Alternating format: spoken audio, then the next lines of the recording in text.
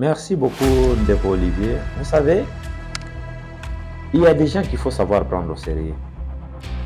Moutuloko la John Numbi, un ancien Jiferi. Au moins, on a place à Zara colonel. Au moins, on a place à Zara major. Tout le monde a un général. Il y a un lobby. Bon, papa. Armée, on va banda kango bongo. Place nani John Numbi à Zara Kajida. Au moins, on a mais baya comme mutuelle na yo zo baya kina Joseph Kabila ngana ko bisoto John Numbi azalaki président Juferi ezalaki jeunesse ya Iferi parti daki ya Ngonza Carlibon. Un incompétent, c'est quelqu'un qui est frappé des incapacités mentales. Donc beaucoup qui ko tromper ko zoyene balingi mais cet inconscient là il est en train de le faire souffrir, il est en train de le rendre la vie dure.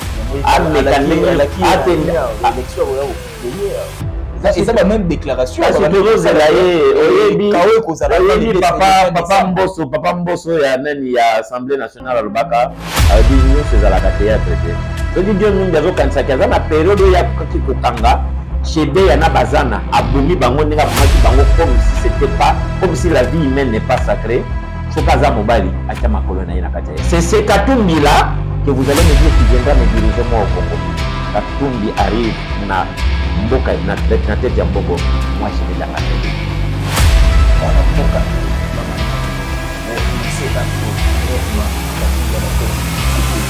Je vais la rater.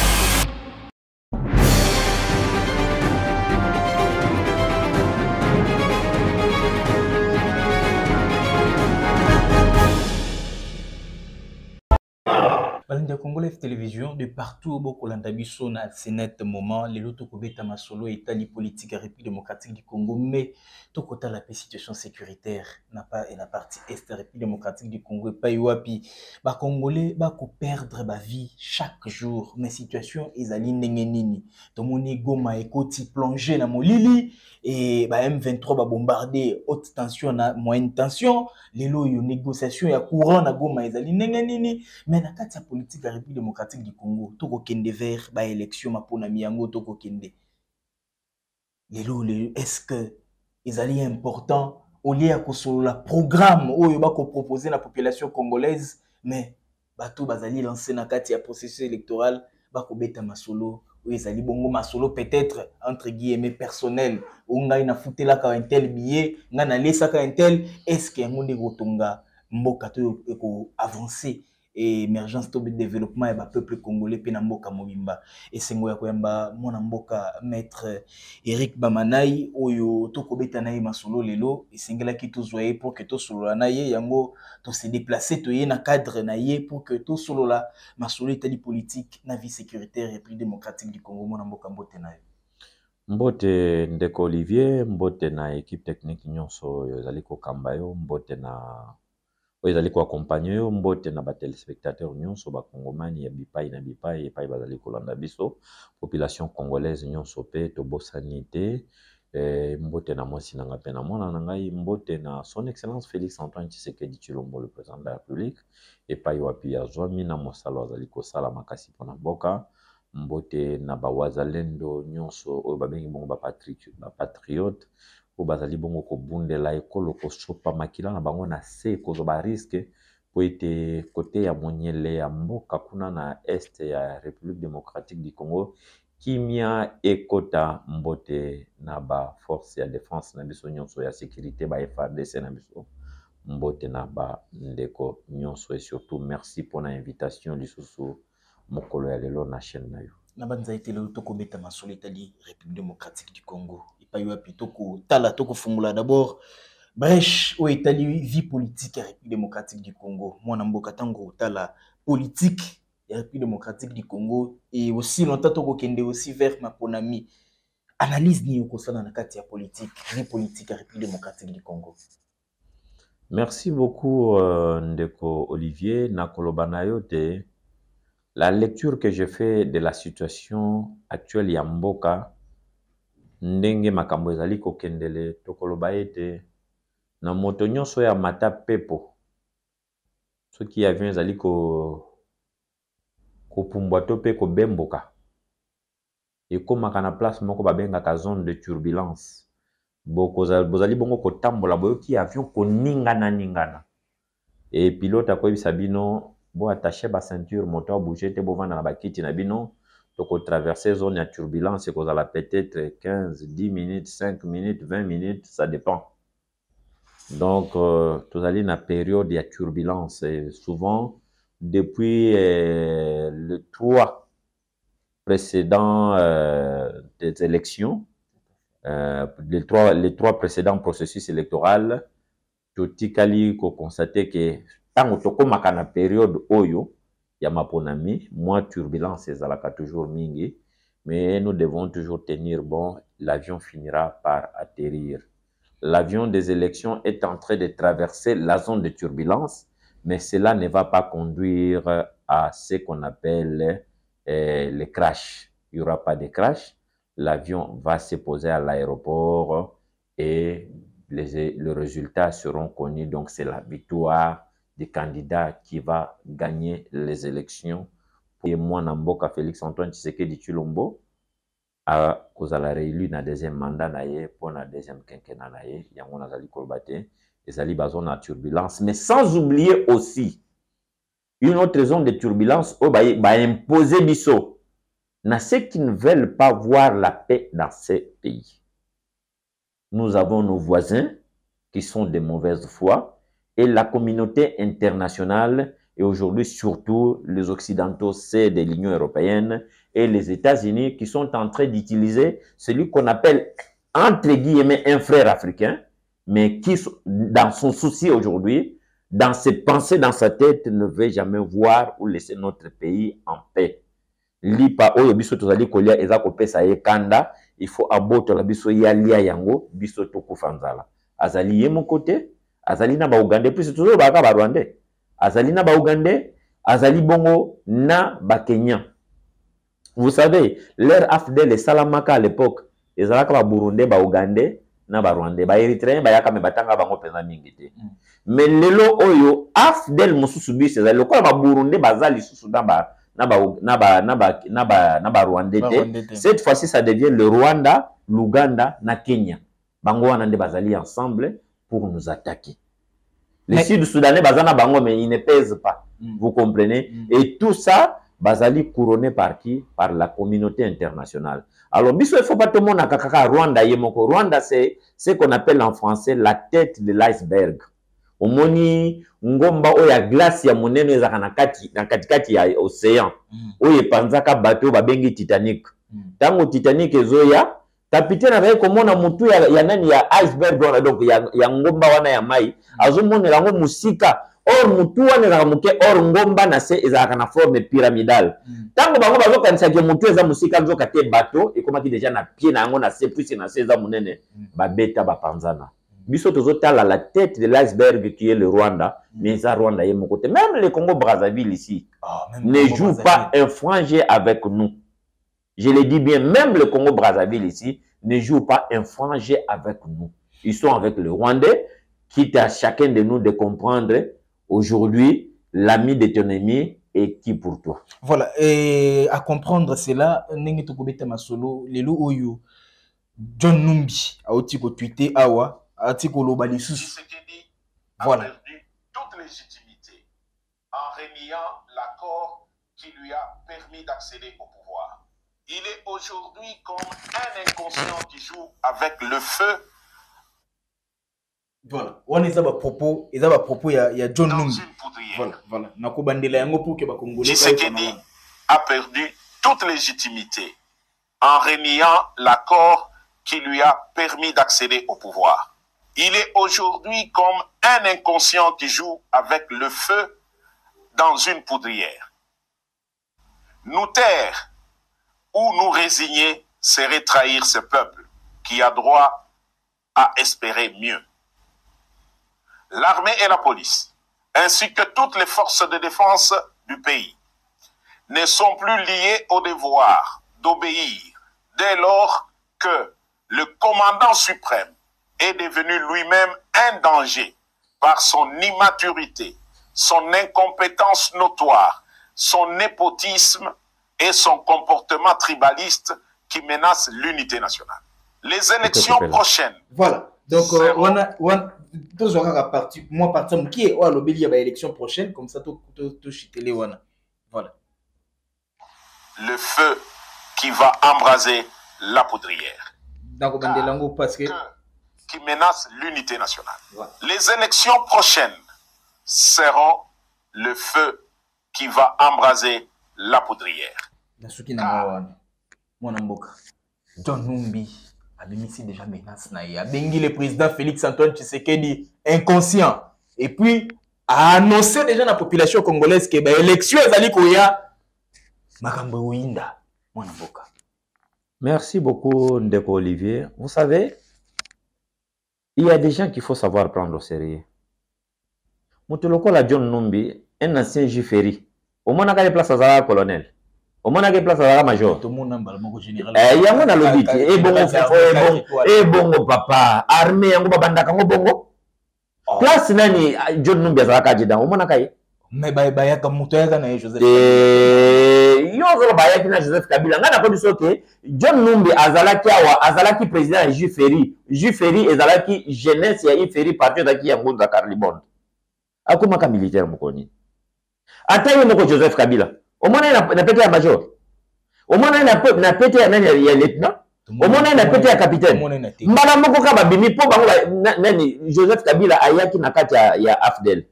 Et ba grade ba avec na bango kuna la commandant. Na nomenclature ya ba grade ya ba militaire na biso ka grade moko comme na commandant. Et ça la kate. Et ça dit biloko ya rébellion.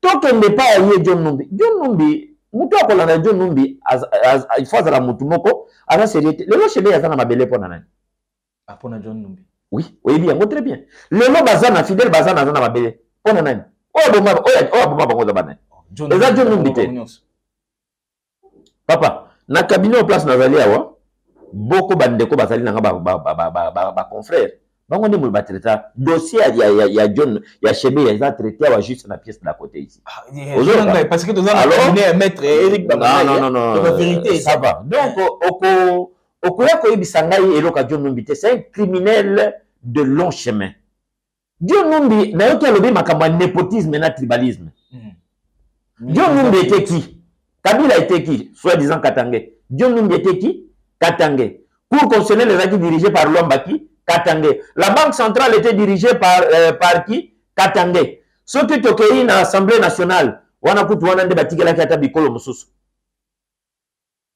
Ozongi chef d'état-major. Bao balekana kiwana, bazaki banani, ba Katangé. Okoti na cour constitutionnelle na sinatangi. Okei na parquet à l'époque ezalaki parquet général de la République ou le leza parquet général près à la cour de cassation. Celui qui était là, Flori Kabange, c'était qui Katangé. Ok, pour Akitoko Kuna, ok, Bipa Ebele, ANR, service à sécurité à Boka. Et ça là qui nani Katangé. Ça, ce n'est pas le népotisme, mais ça, ce n'est pas le tribalisme. Bah, service mingi ya nanya. Et ça qui va Katangé. John Numbi est là qu'on a quoi apprendre, biso. Au moins, le même John Numbi, et ça, le col malade accueilli, et pas un médecin. Médecin, vous savez, Moutaliboma accueilli pas médecin, vous savez, aux malades, aux la maladie à liboma, ça médecin à l'hôpital. C'est le genre, il y a John Numbi. John Numbi n'a pas de leçons à donner aux gens et il va intimider personne. Les élections auront bel et bien lié. Moutou soka linga sala pe mabe yango. Abandonne ça bino ke nazo ko attaquer bino. C'est attaquer. À prévenir déjà. Armée oyo bango ba to ko c'est très bien ayaka na bunagana. Pourquoi bazo avancer te? Ayaka na bunagana. John Numbi na bunagana. Ayaka na bunagana kuna. Pourquoi bazo avancer te? Oh. Yako linga ko attaquer nini? Kasa ya ko attaquer te. Mais qu'est-ce que Monique Goma déjà comme na molili donc ba ko senga gouvernement congolais. Goma est comme na molili. Il y a ce qu'on appelle le fait de la guerre et les crimes de guerre. Vous comprenez? Le fait de guerre et les crimes de guerre. Oh, ça la ke Goma wana le loyo et comme na molili eza ba crime ya guerre. Commis par qui? Par le Rwandais. Ils ont fait ça ici en 98. 98 bakina kina inga bakatela biso courant. Oh, le papa on paie à son âme Wendo Kolosoi aimbela biso tuzangi munda solo likula ba nyangalakata. Ce sont les mêmes nyangalakata qui continuent là-bas. Mais bakolonga te soki et là déjà gouvernement congolais toyoki gouvernement congolais a négocié Rwanda alimenté Goma afutaka 22 millions chaque mois wana oyo information tozui na police mwana mboka. Merci beaucoup. Merci beaucoup pour toi qui crois na ba bêtise ya modèle wana. Na koyebi ça OK. Na kati ya province ya Nord Kivu, il y a ce qu'on appelle Virunga Énergie. Centrale wana o ezali esalemi na kati ya Virunga Énergie na fondation Virunga na fondation Virunga. Oyo bazali ko gérer ba air protégé na biso. Centrale wana ko pesa 250 mégawatts. Et coquille suffisamment pour na ko alimenter province ya Nord Kivu ko bima même ti ko na Sud Kivu. Biso to kene na ronda ko tengani. Comment les gens vous racontent? Moi qui vous parle ici, oza komona calendrier oyo. Calendrier oyo babengi yango ICSN. Na cadre ya ICSN oyo na voyage kana bimo makambo belé. Pe kuna il y a pas que nani Virunga Énergie. Et ça na ba centrale mususu. Goma n'est pas totalement dans le noir. Il y a une partie qui est éclairée na centrale mususu. Goma, oui, yo confirmer que Goma, biso de moni général. Goma n'est pas totalement dans le noir. Le Goma est en grande partie dans le noir. C'est différent de totalement dans le noir. Mon amboka, na banzi toko chité na dossier ya suka awa mais. Alors, na ngina si sana na makambo ya John Numbi. Soki boko kende kozwa un charlatan comme John Numbi bozuzwa au sérieux, ndenga zali wana déjà exilé bandi ko betaye. Le monsieur c'est les pions que oyo bazaki na bango na bokonzi ba utiliser pour pouvoir mener les mouvements insurrectionnels à kokite likolo ya kozanga ya kochouer plusieurs fois il est aux abois yango bomoni akomosa la ba déclaration na John Numbi abenga président Félix Antoine Félix inconscient mais inconscient un inconscient c'est un inapte en droit un inconscient c'est un incompétent c'est quelqu'un qui est frappé des incapacités mentales. Donc, beaucoup qui tromper, mais cet inconscient-là, il est en train de le faire souffrir, il est en train de le rendre la vie dure.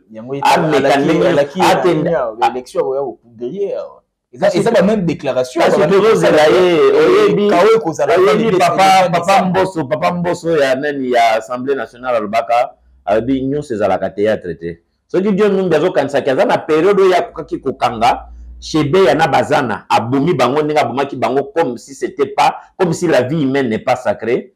Sokaza mobali acha makolo na ina kati ya RDC. Sokaza mobali acha makolo na ina kati ya RDC. Mwana mboka tolandi lelo oyo situation oyo to ko chité na biso awa parce que toyebi kozala mwa misala ebele to jouer à pied levé mais to na mwa kiriyo mu Kinshasa. Ataka bila chikumuleta na rumuleta mu stade.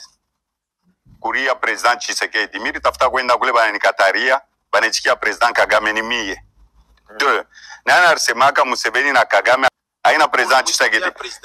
No, bote ni ba president Tshisekedi ni president na Kagame ni president. Il faut que respecter fonction ya muntu. Hata Tshisekedi anasema president le president Kagame. Nana alisemaka ni ndugu yangu anafanya ma point de presse nie. Donc mimi ko président trouver ma solution pas le mirgo yako ko mirgo taka ba mai pendant 9 ans 4 mois mi maliza bishi kwende kubanto utakombana na voilà donc il faut comprendre que na stade de martyr bato batindaka ba applaudir Paul Kagame Félix Antoine Tshisekedi na IDPS oyo opose na kati ya IDPS point de presse na Goma mutakotisaki Kagame na Goma Félix Antoine Tshisekedi. Question sécuritaire, Moïse Katumbi a lobby sur la commune na tête du pays, 4 mois, 6 mois, Masolo ici, mon amboka. Merci beaucoup, Ndeko. Vous voyez, n'habitez, il ne faut pas confondre Makambo. Vous avez suivi dans le propos, si bien que Nayo Kakaswahili, vous avez suivi dans le propos, il y a Moïse Katumbi, là, beaucoup de respect na personne, il y a Kagame. Alingiba Benga est président. Mais boyoki ata mokolo moko te na monoko ya Katumbi. Abimisi ata mokolo moko ko condamner Rwanda, to pe ko condamner Kagame atikali koloba yango te. Ye po na ye a ko trouver solution na 6 mois. Na 6 mois na et ko na solution diplomatique ou bien na solution militaire. Ce qui est na option diplomatique, ça veut dire que il va accepter ba demande oyo Kagame azali ko sala kaza na ba terre ya ko réclamer ya kozwa na kati ya mabela. Mais soki na nzela ya minduki akotika la kosala yango na 6 mois te, c'est un mensonge, c'est un démagogue, c'est quelqu'un qui ne le fera pas. Et Moïse Katumbi a manqué une occasion de se taire. Ce qu'on a dit, speech na yoana, ceux qui interviewent na yoana, tu vas comprendre que c'est vraiment quelqu'un qui est rempli de ce qu'on appelle l'immaturité politique. Moïse Katumbi nenga zaliwana papa, il n'a jamais aimé les Congolais.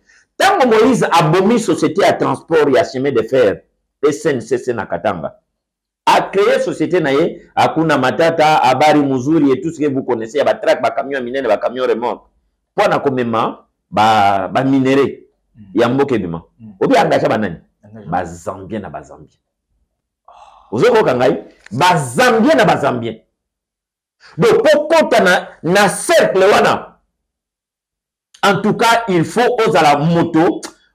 On vraiment na ebito so ki ndenge nini. Mais les Congolais aujourd'hui qui sont en train de suivre aveuglément Katumbi. Boyo ka émission na sala lelo. Vous le regretterez tôt ou tard. Katumbi n'aime pas les Congolais, Katumbi n'aime pas les vrais Congolais, Katumbi n'aime pas les Kassaïens. Katumbi azana à l'époque, bazana muyambo bengi muyambo ko bakende ko boto la mine ya Mbola appartenant na Kabase le pousse café ou komaki na secteur na secteur minier. Tango muyambo yemo kwa zo sala émission zo ba yebisi abi me oko kende ko boto le loko na lobi Moitié ou le Mukasai ou le Botika Yaza Kasaye wana, il n'a pas le droit ici, il a pris des gens Bakeba Pia. Et cette histoire-là a conduit même Kabase Letina Liwa puisqu'il avait perdu Minaye. Voilà, merci. C'est ce Katumbi-là que vous allez me dire qui viendra me diriger moi au Congo. Katumbi arrive na tête ya Mboko, moi je vais dans la rébellion. Moi na Mboka Eric Bamanai, ou annoncé yango clairement. Katumbi à la tête de ce pays. Je vais dans la rébellion. Merci beaucoup. Nabanze monsieur Sili. Mais logo moko. Parce que nga isala inga mwa pasi. Nalingi toka bola yango na population congolaise. Moïse Katumbi alobi ke mutamema. Félix Antoine Tshisekedi atambusa Europe mobimba. Afutela billet, afutela séjour, alaki sa ba investisseur na États-Unis. Donc afula le président Félix Antoine Tshisekedi likambwana yo kolobani. Nakati ya mboka oyo toyebi ete tango Mobutu asalaki monopartisme imper parti état. Le seul parti bimaka etenaka etete ezalaka bongo IDPS. IDPS c'est création à 4 personnes. Vous comprenez? Ceux qui ont 13 parlementaires, mais le tête d'affiche, il y a IDPS ezalaki bongo Liaou, Marcel, Mbwakem, Kibasa Maliba et Etienne Tshisekedi. Les autres se fatiga qui nanzela. Balandi Banzela na bango et Etienne Tshisekedi est resté, il a tenu bon jusqu'à la fin. Et Etienne Tshisekedi a bota mwana moko parmi bana na ye oya bota kebele moko wana oya formé na politique kombo na ye Félix Antoine Tshisekedi Tshilombo. Akola na nzala te, ayebi poto na nzela ya Moïse Katumbi te, et Félix Antoine Tshisekedi ayebi politique ko banda libele ndenga azali ko bota mati lelo. Azali lokola soki ozi film ya Astérix na Obélix. Astérix pour comme makasi forme la potion magique. Wana mutu ekomi ngeli ninganya bandi kobunda. Mais Obélix azala kana besoin ya comme la potion magique te puisque ye abotama déjà na kati ya potion magique. Déjà na kati ya nzoto na ye. Donc azana makasi ya komela te mais za makasi déjà ezaka na kati ya nzoto na ye. Alors na politique awawa Katumbi n'est pas un politicien. Félix Antoine Tshisekedi a botami na kati ya politique, il a appris la politique et Félix Antoine Tshisekedi a déjà assumé des responsabilités politiques. Et nakoloba na yo Félix Antoine Tshisekedi a été député national, vous le savez. Oui, bien, Félix Antoine Tshisekedi Tshilombo a été le conseiller de son père lorsqu'il fut nommé Premier ministre. Donc, beaucoup de que fonctionnaire à Liboso a assumé na kati ya makambo mboka eza yango yo. Donc, ndeko Moïse, monsieur Moïse, de plusieurs nationalités, zambiennes et tout ce que vous voulez. Attention que vous avez un passeport non la kisiwana. Papa, n'a pas eu que passeport les titres à voyage. Il y a même des Nigériens ici qui ont des passeports congolais. ça ne fait pas des Congolais d'origine. On t'a pas dénié la qualité des Congolais. Mais ce qu'on te dénie ici, c'est la qualité à Congolais d'origine. Tu n'es pas un Congolais d'origine. Ce faisant, tu ne peux pas assumer. Ceux qui par accident, dans Kabila, au Komakati gouverneur, ne t'attends pas que l'eau ne se répète les sous. Merci beaucoup. Merci beaucoup. Nabanza été de Koutani, na numéro Moussous, Moutskala Malamu, fidèle téléspectateur à Congolais Télévision.